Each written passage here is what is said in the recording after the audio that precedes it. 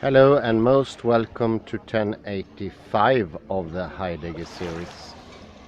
It's a rather pleasant afternoon here, still quite warm. And today I will begin with a reading of H Kahn's take on Heraclitus, or Heraclitus, however that is supposed to be pronounced. See if I can avoid disturbances here. Do like that.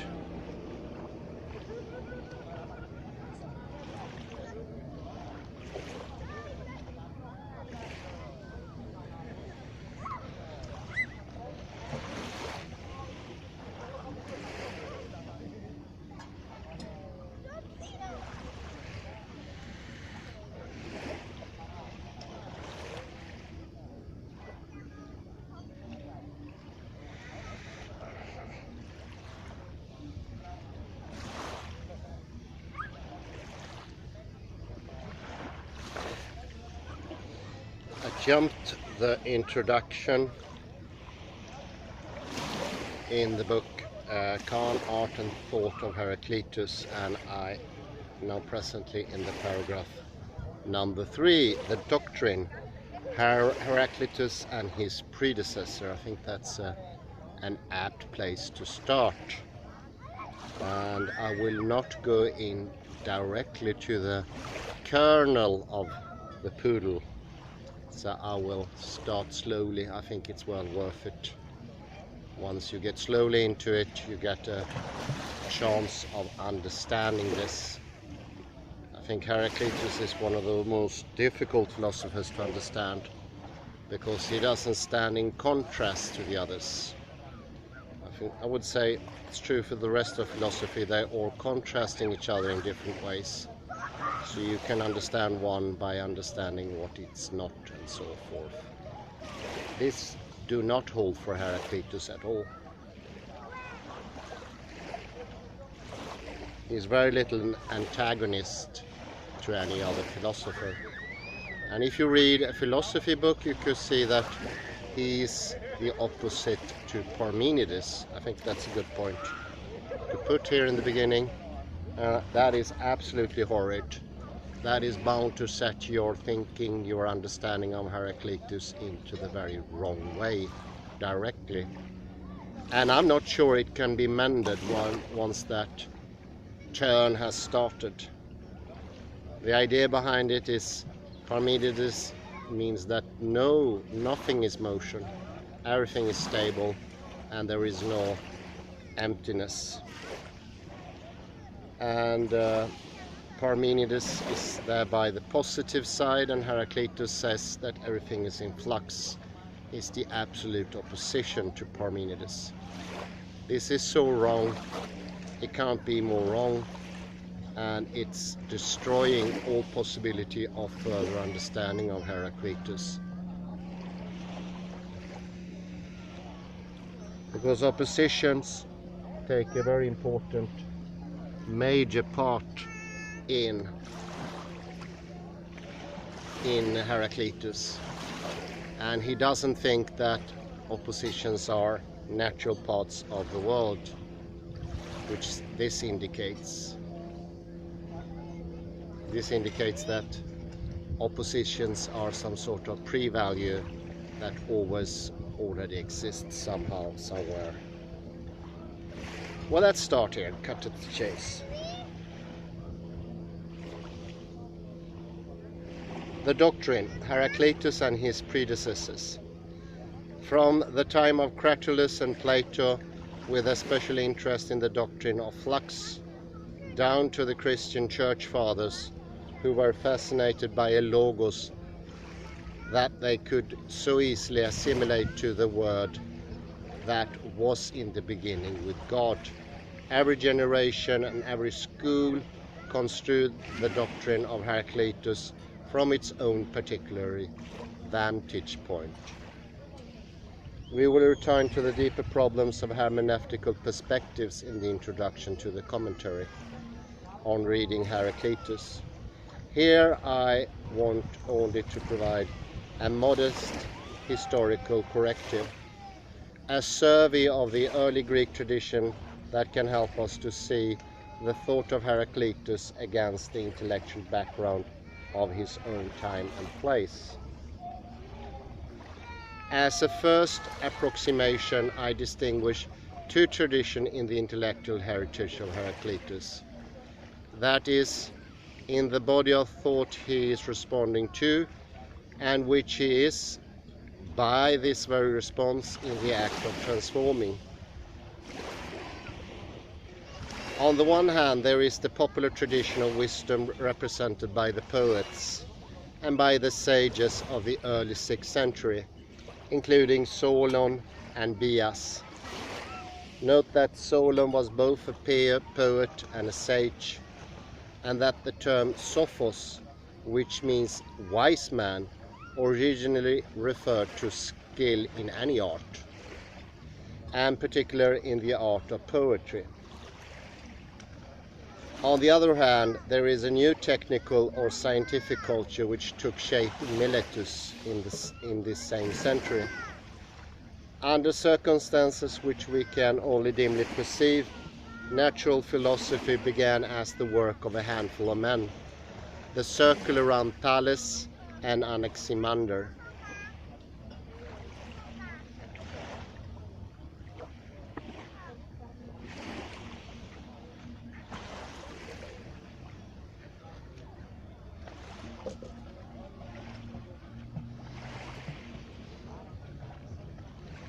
The origin of the new tradition as an offshoot from the older one, as well as the failure of the ancient to distinguish between the two, is symbolized by the figure of Thales, who is regularly counted among the 7 sages, but also named as the first natural philosopher. By the time of Heraclitus at the end of the 6th century, the scientific tradition had begun to spread from Miletus to other neighboring cities, Samos, Colophon, Clazomana, Ephesus, and had also been carried to the distant west by Ionian refugees. Thus, sometimes in the last half of the century, Protagoras migrated from Samos to Croton and Metapontum on the southern shores of Italy. And perhaps a bit later, Xenophanes traveled from Colophon to Sicily and to Elea on the west coast of Italy, below Paestum and Naples. In the 5th century, this philosophical culture will be brought to Athens by such men as Anaxagoras and the Sophist, including Gorgas from Sicily. The consequent generalization and popularization of these new ideas, above all in Athens in the so-called Enlightenment of the late 5th century, is reflected for us in the extant works of Euripides, Aristophanes, and Thucydides, and in the earliest Hippocratic treatises. It is carried on by the orators, philosophers, and scientists of the 4th century.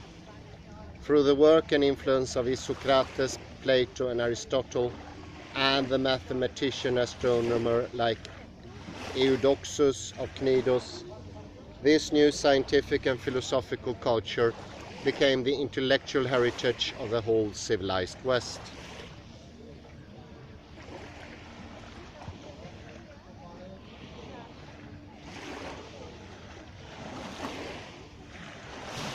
It is necessary to bear in mind the fact that this scientific culture, which every educated person today can take for granted no matter how little he knows of its technical detail, was something quite new in Heraclitus' day and still restricted to a small circle of initiates.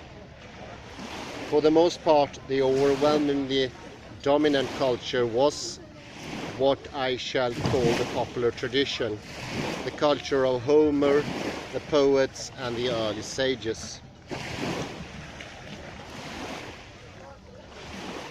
Neither the popular nor the scientific tradition is internally simple or uniform, and the radical difference between the two is much clearer to us than it was to Heraclitus himself.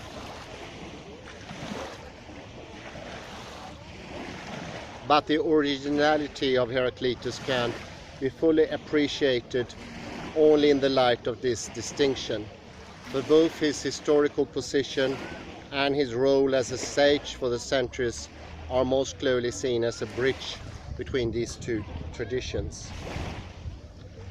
The underlying assumption common to both traditions and to all Greek thought is a basic emphasis between gods and men, between the divine and the human, and an interpretation of the human condition in the light of this contrast. Human nature for the Greeks is thus essentially characterized by mortality and fallibility, by the brevity of human life and by the weakness of our intellectual vision.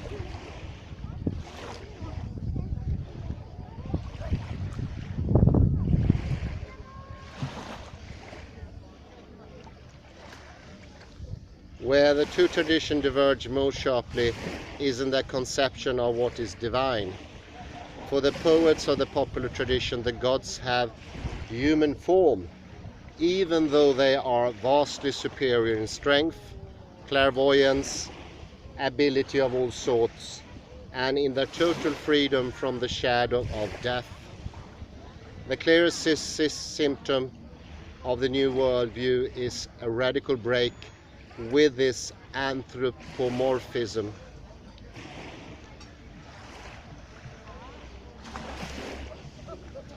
When Xenophanes complained that Homer and Hesiod ascribed to the gods everything that is a shame and reproach among men, he is not departing in principle from the popular view, for it was part of this tradition that bards tell many a lie, and that every poet has the right to correct his predecessors by rejecting or reshaping a familiar story.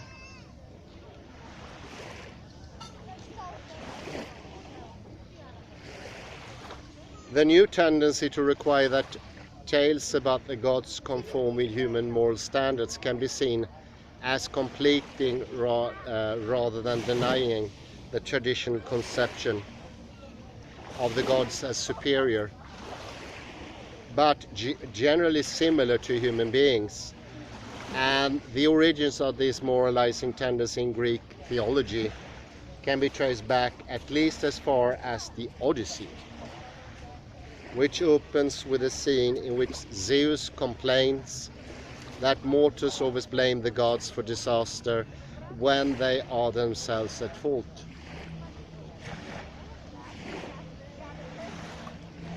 The whole structure of the Odyssey implies the thesis upon which Hesiod insists with such vehemence that the actions of Zeus will respect and enforce recognizable principles of justice.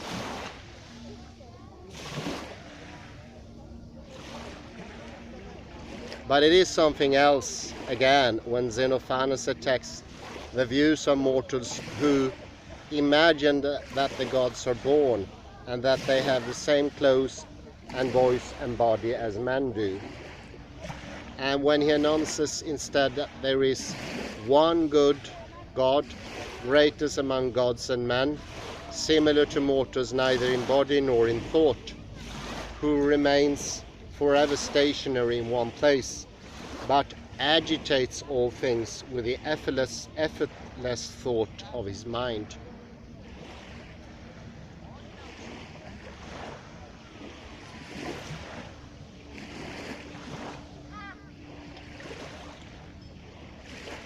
What we encounter here for the first time in surviving literature is a total rejection of the basis upon which the traditional theology rests.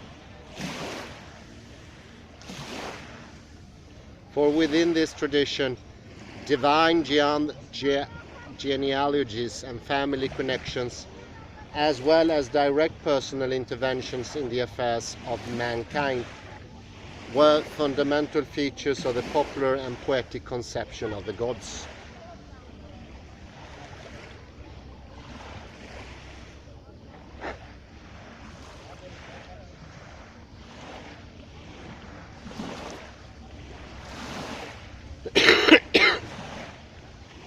This new conception of divinity as birthless and not merely deathless, as radically different from man in every respect, is essentially the conception of a cosmic god, a deity conceived not as the supreme patriarch of quasi-human family, but as the ruling principle of an orderly universe.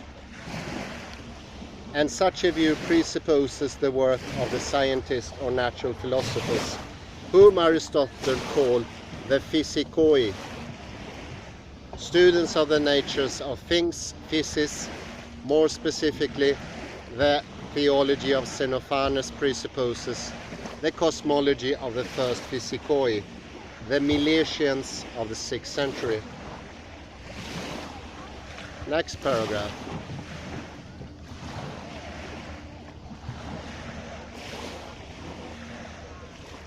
The popular tradition.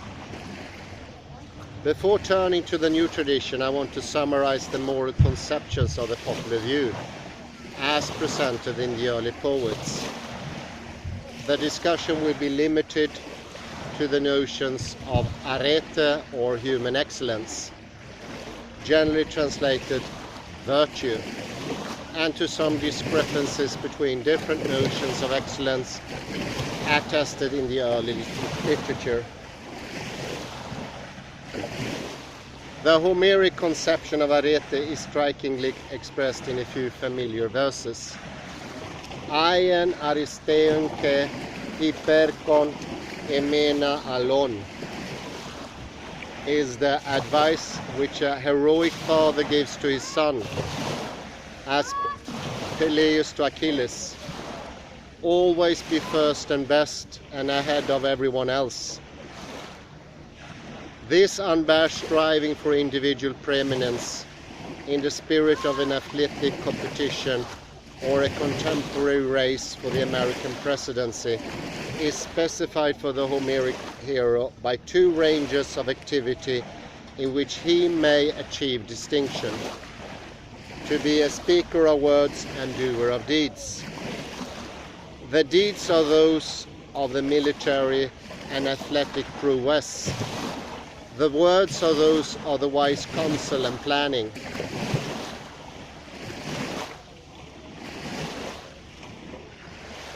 This ancient duality of speech and action remains as a permanent paradigm for the classification of achievements. It is echoed in Heraclitus' opening reference to the words and works, erga, which I set forth in fragment 1, as in the later sophistic antithesis between in the word, logos, and in the deed, ergon. It is natural to take the heroes of the two Homeric epics as supreme examples of success in these two fields. Achilles as the greatest warrior at Troy, and Odysseus as the wiliest and most sagacious of mortal men. For a good speaker of words is of course a man of discretion and foresight. Language stands here for intelligence. We may speak of a contrast between the active and the calculating, or the military and the intellectual virtues, as long as we realize that the intelligence which is prized is the practical use of words and wits to guide successful action.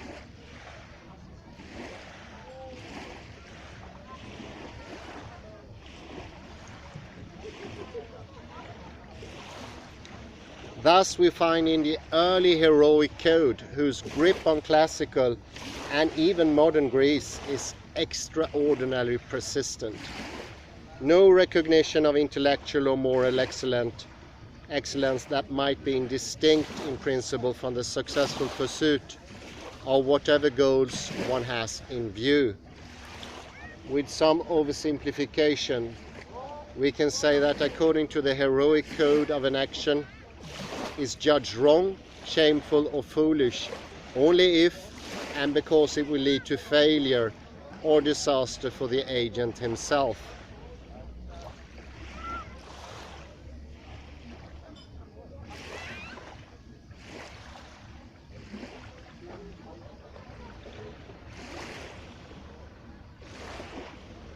This statement is oversimplified in two respects.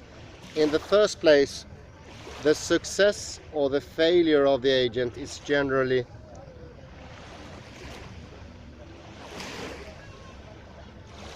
inseparable from the fortunes of his family, his friends and other close associates. To this extent, heroic individualism falls considerably short of egoism, strictly understood. Secondly, and more significantly, the heroic code also recognizes independent standards of unseemly behavior and unjust dealing, behavior for which one may rightly be punished or at least despised. Thus, the beating of Thersites in the Iliad, the killing of the suitors in the Odyssey, are both presented as justified punishment for the violation of a code whose rules cannot be defined exclusively in terms of success and failure in the heroic competition for arete.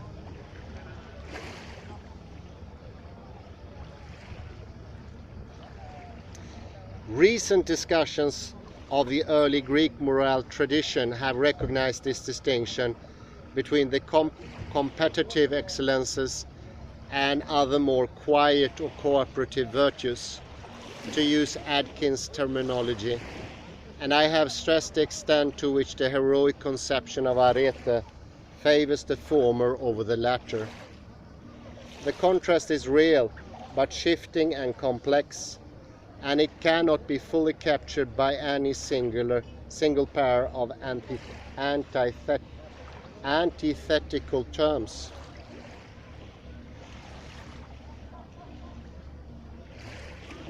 In some cases, it seems more accurate to speak of a tension between individualistic and social virtues.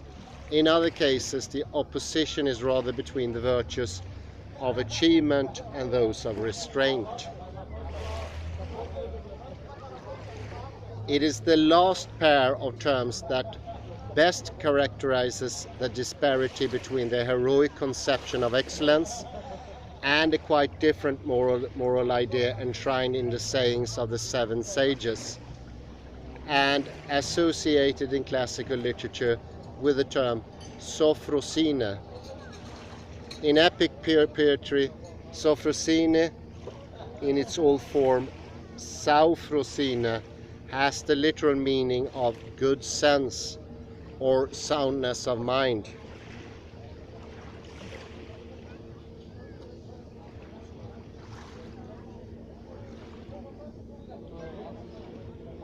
The opposite of folly, it implies little more than the ability to take rational action in pursuit of one's own interest.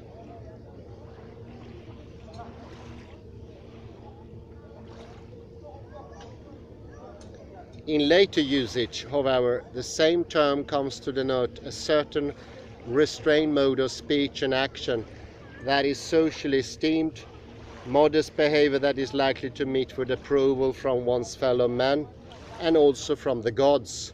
It is this general preference for moderation and restraint which must account for the curious fact that the word meaning good sense come to designate something like temperance.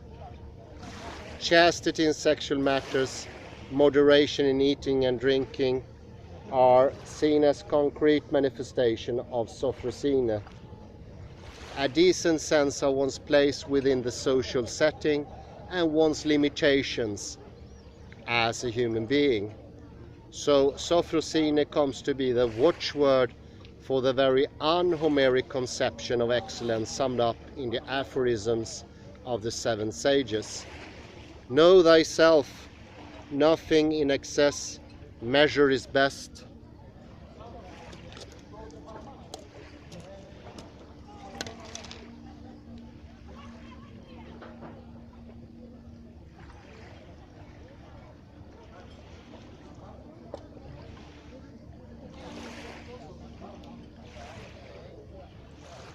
since the heroic ideal of always be first and best is clearly predominant in the Homeric epics, composed around 700 BC, while the ideology of self-restraint tends to prevail in later literature, beginning with Hesiod, and gets canonized in the wisdom of the 6th century sages. There has been much speculation about the nature and the causes of this moral development. My own view is that this chronological shift from one ideal to the other is more literary than sociological. The Homeric poems do not portray a real society, neither that of the poets nor that of any other definite historical period. They present us with a highly stylized picture in which culture traits from many periods are combined in an essentially fictive world, created over the centuries by the tradition of epic poetry, and organized according to the principles that are proper to the heroic poem as such.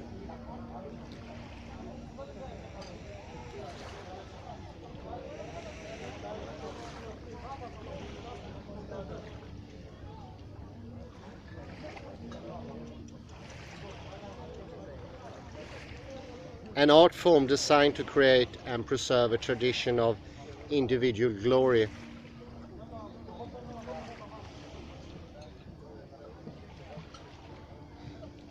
Hence the code of individual achievement and uninhibited self-assertion is much stronger in the epic world than it can ever have been in any real society.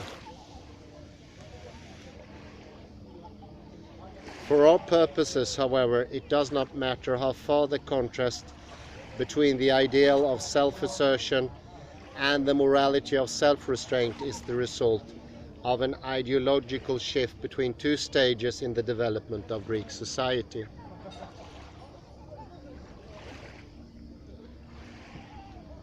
The important fact is that in both views, the selfish and the social conception of arete and the deep tension between the two were there in the moral bloodstream of Greeks long before philosophy appeared on the scene.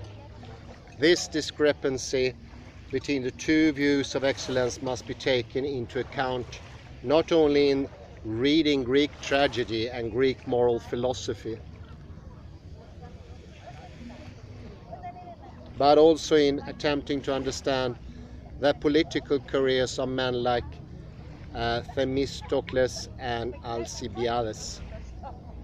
More pertinently, it is in the light of this ideological tension that we must interpret those utterances of Heraclitus that refers to excellence and self-knowledge, to the best man and the vile, and to the sophronon or thinking well.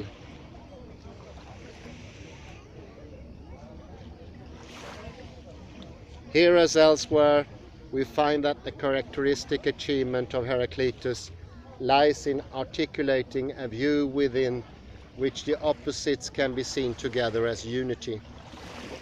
For Heraclitus, there will be no conflict between the selfish and the social conception of arete, since the deeper structure of the self will be recognized as coextensive with the universe in general and the political community in particular.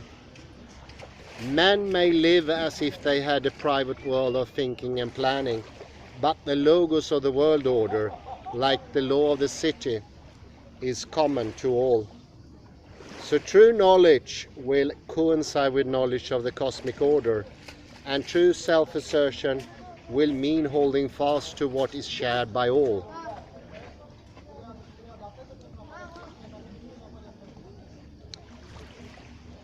The best of men, including those who die in battle in defense of the city, choose everlasting glory as did the Homeric hero. But what they choose is not their own interest in any private sense, but what is common and shared, toxinon, that one thing in exchange for all, which represents the divine unity of the cosmos. A later generation, enlightened by the sophists, will oppose physis to nomos, nature to convention. And the freethinkers of the late 5th century will challenge all moral claims and restrictions that rest upon nomos alone. A precursor of the Enlightenment in other respects, Heraclitus is in this regard a conservative. For him there is no split in principle between nomos and nature. As an institution, law is neither man-made nor conventional. It is the expression in social terms of the cosmic order, for which another name is justice, dike. Heraclitus' political doctrine can be seen as a development of Hesiod's old insight, that the order allotted by Zeus to mankind is to follow justice and shun violence. For to fish and beasts and winged birds he gave the rule, nomos, that they eat one another, since there is no justice among them, but to human beings he gave justice, dike.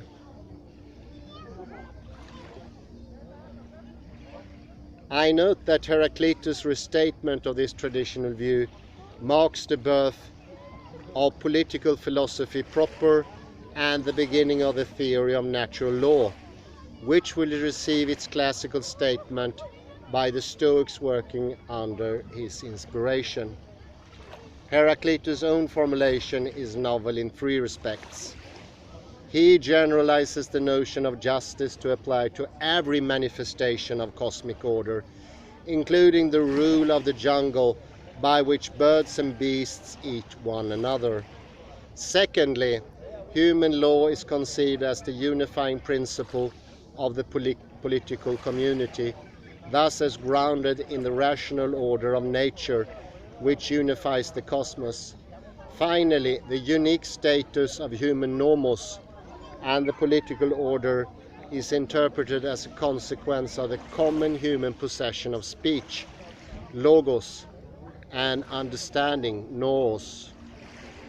That is, as a consequence of the rational capacity to communicate one's thought and come to an agreement, homolegin.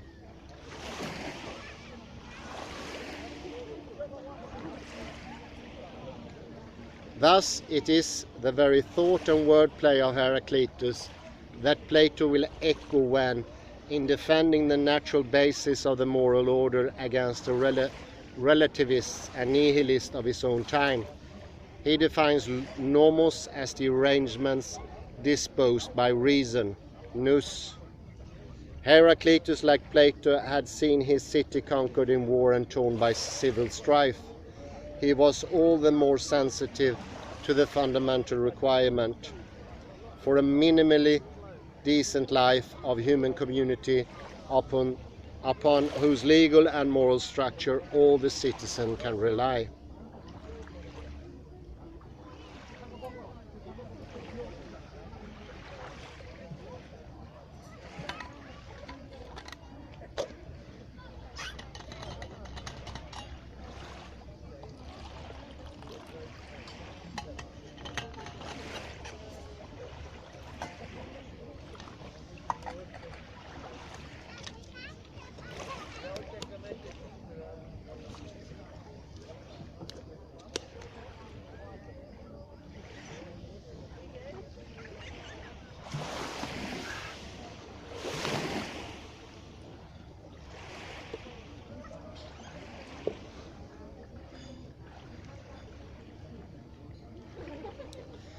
B, or I shouldn't take 2 fingers, but B, next paragraph, the tradition of natural philosophy. This synthesis between the selfish and social ideals of the Greek tradition was made possible by a deeper sense of unity articulated in Heraclitus' interpretation of the Milesian cosmology. Despite a wide range of mythic and poetic antecedents, the Jungian conception of the world as cosmos was something new. And its novelty is identical with the emergence of Western science and philosophy as such. What we find in 6th century Miletus is a scientific revolution in Kuhn's sense, the creation of a new paradigm of theoretical explanation, with a peculiar distinction that this worldview is the first one to be recognizable scientific, so that the innovation in this case is not so much a revolution within science as a revolution into science for the first time.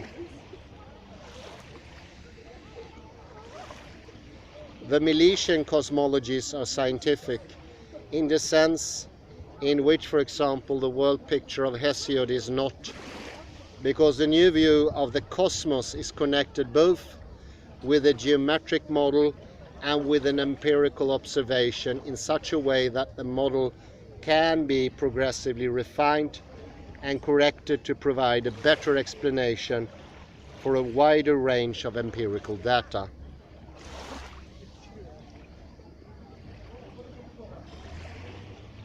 Astronomical observation, like numerical calculation, had long been practiced with great skill in the East. And for several centuries after Thales and Anaximander, the Greeks remained the pupils of the Babylonians in this respect. But Anaximander provided what it seems that no Babylonian and no Greek had ever conceived before him: a simple geometrical model by which to comprehend the absurd movements of the heavenly bodies.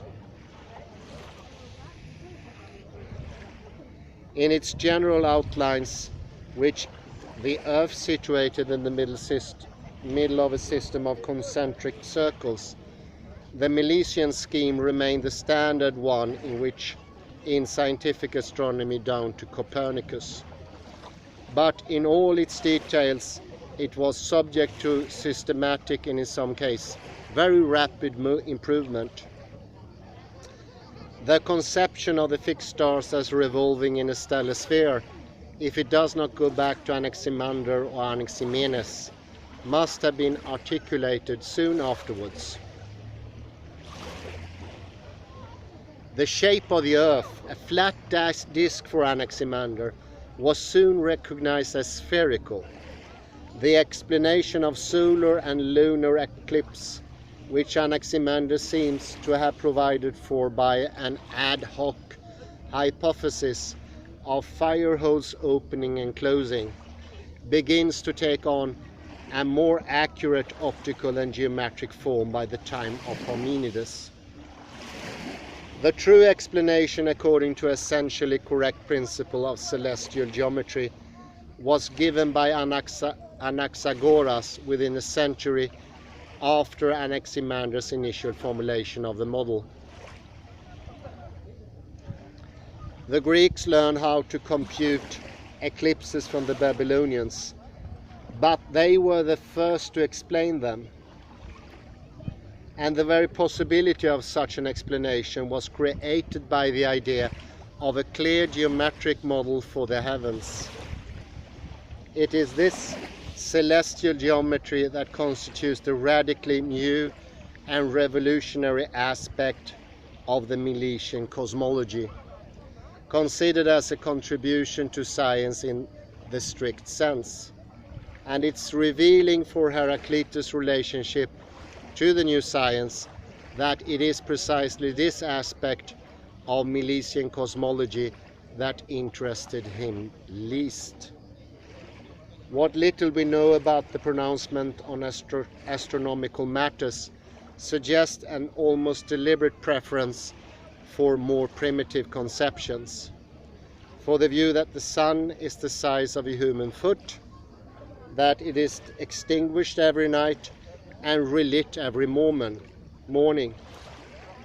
What fascinated him in the new worldview was not its geometrical clarity and the possibilities this offers for the development of exact sciences, but something else, something more directly continuous with the older pre-scientific concerns. The early natural philosophers were not mere theoreticians. They were practical astronomers interested in forecasting seasonal changes of weather, measuring the agriculture seasons, and establishing a reliable calendar. The Babylonians had to use the gnomon, or sundial, for this purpose, and the Greek tradition has it that the Ionians, more specifically Anaximander according to some reports, had taken over the instruments from them and began to make accurate measurements of the astronomical seasons as marked by solstice and equinox. The result was a progressively more accurate scientific calendar based upon the convergence of lunar and solar cycles, estimated first at 8 and then at 19 years. The cycles themselves were probably discovered in Mesopotamia, but the use in Greece, where the highly accurate metonic cycles on 19 years was known by 450 BC, testifies to an increasingly sophisticated tradition of observational astronomy.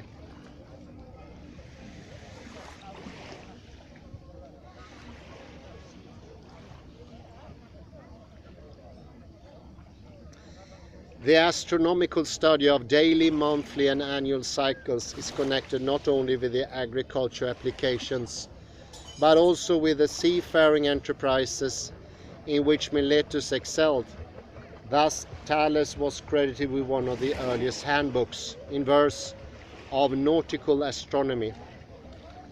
Both agriculture and navigational concerns require continuous attention to the atmospheric phenomena of evaporation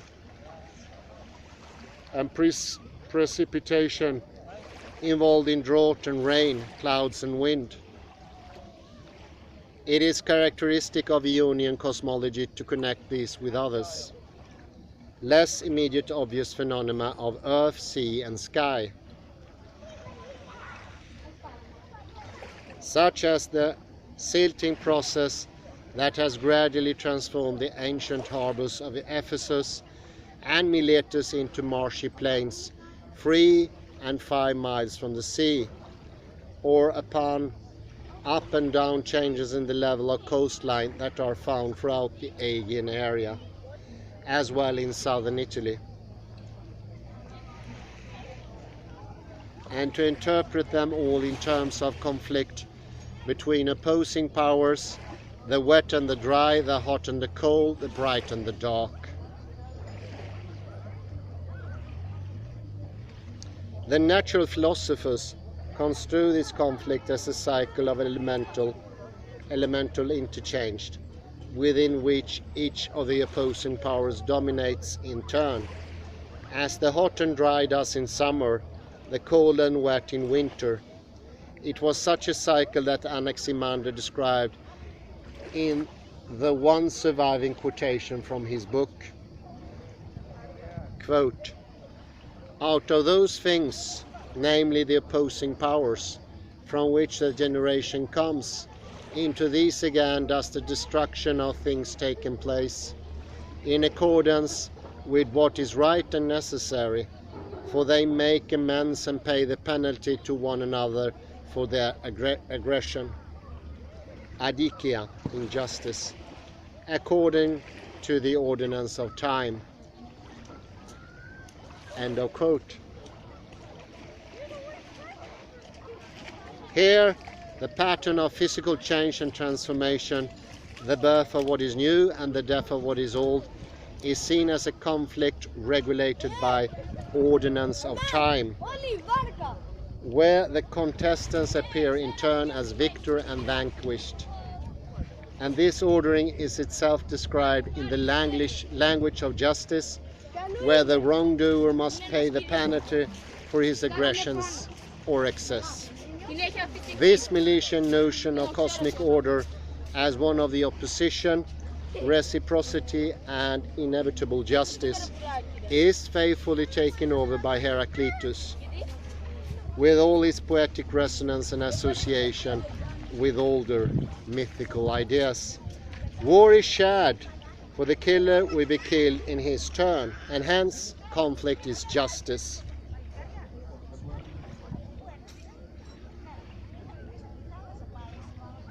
Polemus dicia, maybe. I have so far characterized the new Ionian cosmology by three fundamental features. 1. The geometric model for the heavens. 2. Observation and numerical measurement of the astral cycles. And 3. The interpretation of physical change as a conflict of elemental powers within a periodic order of reciprocity and symmetry recognized as just. To these must be added a fourth, less original feature, the tendency to explain the present state of affairs by deriving it from some initial situation or first beginning. You see here how the stars go in concord with these first beginnings or initial conditions. In the place of Hesiod's theogony, the natural philosophers gives us cosmogony. The reports from Anaximander and the quotations from Anaxagoras show that Ionian cosmology began, like Hesiod and the book of Genesis, in the beginning. It described the emergence of the world order as a gradual process of generation or development from an arche, a starting point, or what came first of all, Theogony 115. And there is some evidence to suggest that Anaximander, like Empedocles and the atomist later, applied the principle of symmetry to foresee a reversal of the cosmic process, so that the earth, which had emerged from the sea, would sink into it again, and perhaps the whole world process might begin anew.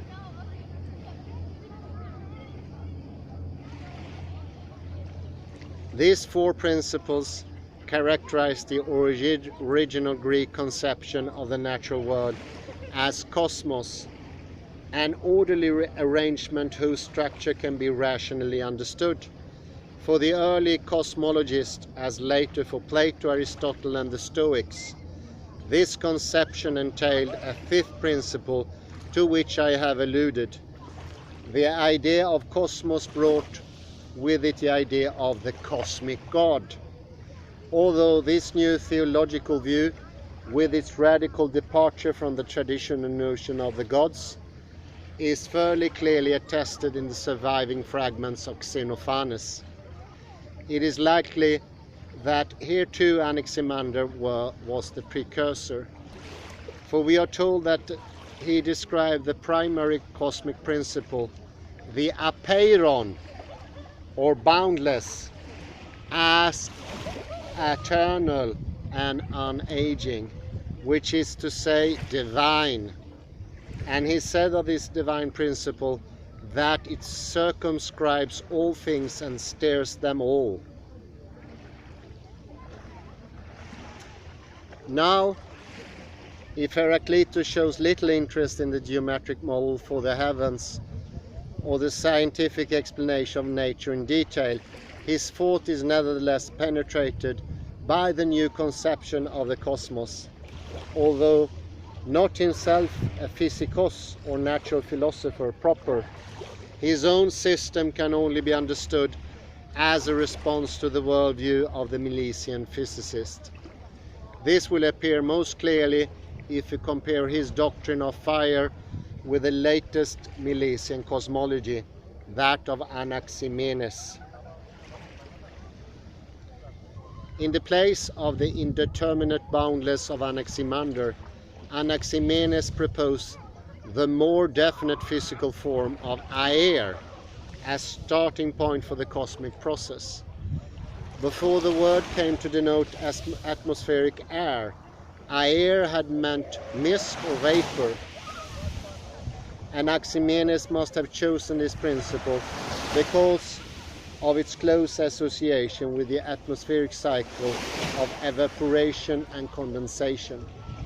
He appears to have taken that cycle as the paradigm for understanding physical change in general and explaining the origin of the world order. All things are derived from aer by being condensed through cooling or being rarefied through heating. This doctrine of Anaximenes, restated in later conceptual terms by Diogenes of Apollonia in the next century, was taken by Aristotle as the pattern for the material monism, which he ascribes to most of the early physikoi. Thus Thales is said to have derived all things from water, as Anaximenes and Diogenes derived everything from air, and Heraclitus is named together with a certain Hippasus of Metapontum as having chosen fire as the starting point. This interpretation of Heraclitus' doctrine by analogy with that of Anaximenes is more fully stated in the Theophrastian doxography in Simplicius. Quote, "They, Hippasus and Heraclitus, produced all things from fire by thickening and rarefication, and they dissolved them back into fire, maintaining that this is the underlying nature of substrate of things. For Heraclitus says that all things are an exchange, amube, for fire." The last sentence of this report is a paraphrase of XL. All things are rekito, anta amube, for fire, and fire for all things, as gods for gold and gold for gods. Thus, Theophrastus, following the example of Aristotle, understood Heraclitus' doctrine of fire as the statement of physical theory along the lines of Anaximenes and Diogenes of Apollonia, but, importantly, differing from them by the substitution of fire for air. And in doing so, Theophrastus was both right and wrong, even more importantly.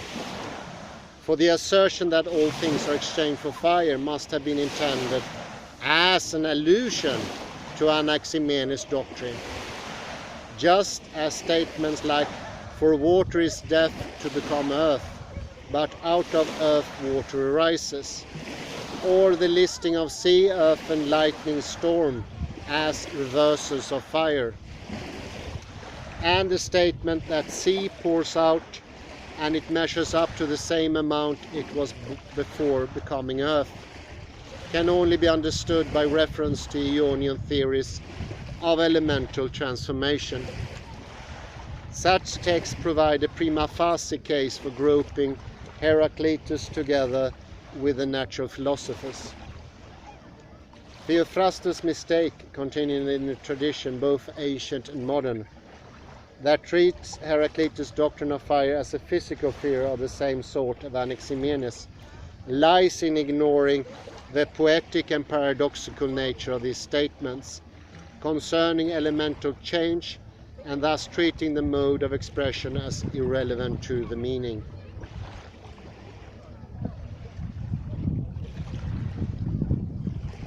To make such a mistake is to disregard the hint that Heraclitus himself had given in speaking of the oracle, which neither declares nor conceals but gives a sign.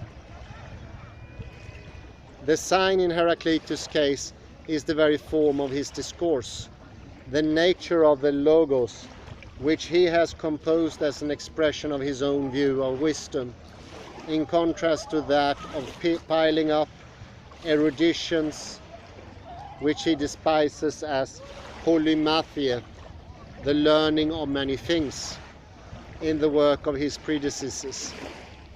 It is precisely in the use of such words as antamoebe, rekito, and trope, turnings, reversals, as in the description of elemental chains as a cycle of birth and death, with the soul, psyche, placed both at the beginning and at the end of the cycle. That Heraclitus gives the sign of his own deeper meanings. These signs and the riddling nature of his whole discourse was systematically ignored by Theophrastus and the doxographers who followed him. Theophrastus could only regard the paradoxical style of the work as a symptom of some mental derangement, some melancholia, which caused Heraclitus to express himself sometimes incompletely and sometimes in inconsistent fashion. I think I end that because this is far too interesting. But you see, already almost at the time of Heraclitus, the opposition seemed to be in pragmata, in physis, and this hides the possibility for understanding Heraclitus, and that is already evident at that time. Isn't that interesting? The disease or the malaise of our time is that all contradictions are renegated or relegated to the outside, to the physis, the pragmata, whereas they really lie underneath in the words. And contradictions are the most important thing if you let them be what they are in the words, in the meanings, but they becomes something of waste when you relegate